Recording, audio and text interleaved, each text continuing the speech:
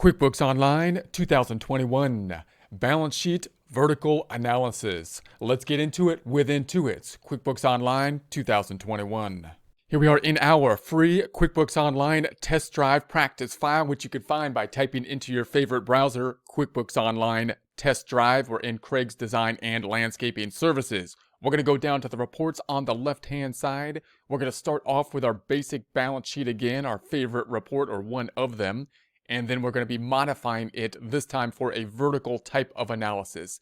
To do that, I'm going to close up the hamburger up top, hold down Control, scroll up to that 125. That's where I like to be, the 125. And then I'm going to change the dates up top from 01/01/20 to 12/31/20. And then let's go ahead and run that report. This is going to be our starting point. And then we're going to do the vertical analysis on the balance sheet. So the way to do that is we go up top. I'm going to go into the select the period. We're going to scroll down and we want the percentage of the column. So we're just going to select the percentage of the column and then go ahead and run that report.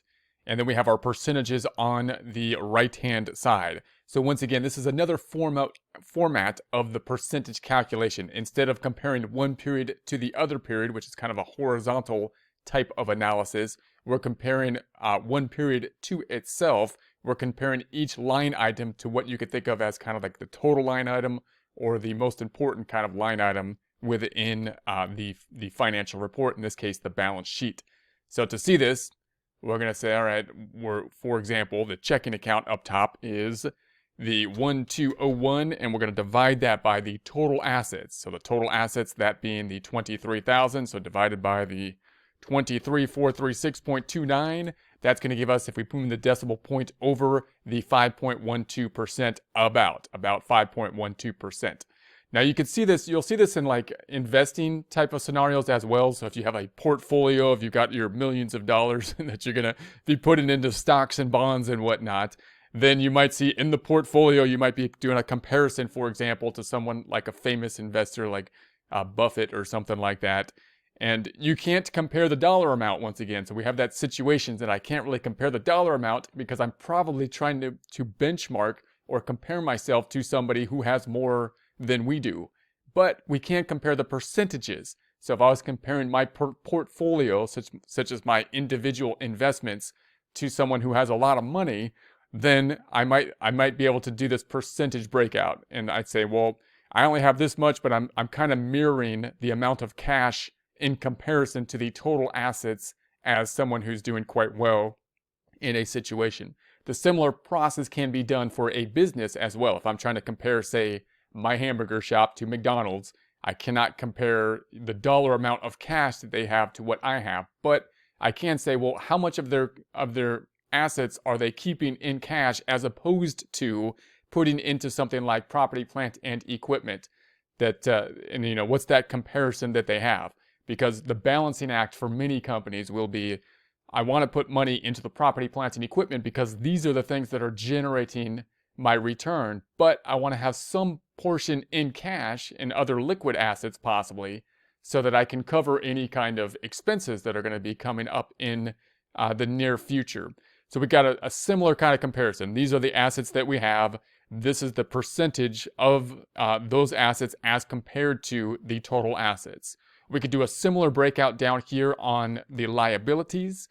So on the liability side of things, we can compare the liabilities and equity. So we've got, for example, the accounts payable 1602.67 divided by the total liability and equity 23,436.29, which of course is the same thing as total assets. So I can divide that by the 23,436.29. And that's going to be, if we scroll back up, about, if I move the decimal two places over, 6.84% about. So if we think about the ownership of the assets, the other side, liabilities and equity representing the flip half of the coin, assets what the company has, liabilities and equity who has claim to those assets, the accounts payable is 6.84%. So this is one of the basic kind of intros to basically ratio type of analysis. So when we're doing these kind of comparisons, which you typically will do more on a managerial type of situation, is these ratio type of analysis to get better insights about how well or healthy the company is doing. You're going to get those insights from the basic financial data, primarily from the financial statements of the balance sheet and the income statement. So we're going to do our same process here. I'm going to print this report just like we have in the past. And to do that first, let's format it. So I'm going to go up top and I'm going to go to Customize. And let's do our standard customizing. I want the negative numbers to be bracketed, show them as red as well. I'm going to go down to the header and footer. I'm going to remove the company name, the report title, and I'm sorry, I'm not going to remove those. That's not what I want to do. I want to remove the date prepared, the time prepared, and the report basis. And then up top, I might call it, say, a vertical analysis balance sheet or balance sheet vertical analysis. I spelled that wrong. But I totally did it on purpose so they can show you that they give you this little spell check, analysis. That's why I spelled it wrong. So there's going to balance sheet vertical analysis. So I'm going to go ahead and run that report. So there we have it. So now we've got the balance sheet vertical analysis. Here we have this. If this is something that we want to be printing out all the time, then we might want to save this or memorize it. It won't be saved if I go back into the report in this practice file, because every time I go back in, it'll restart. But you would then customize it up top, and then I could save it here and then save that report. So that would then show in our memorized report, so we would not have to regenerate it every time. Then when we make our financial statements, we can email to somebody if it's a singular report. We can print it if we so choose as a PDF file, or we can export it as a PDF file, or we can print it as a normal printing file. And then we'll export it to Excel and then update our Excel worksheet as well, so we can have one PDF file with our multiple reports on it. Let's first export it as a PDF file. So I'm going to say export as PDF. So here it is. I'm going to go ahead and save it as a PDF. It's going to show up down here because I'm in Google Chrome. And then I'm going to just pull that over. I'm going to pull the screen over, and I'm just going to pull that into the folder that I want it to be in. Hold on a second. I got to open the folder. This is the folder I want it to be in.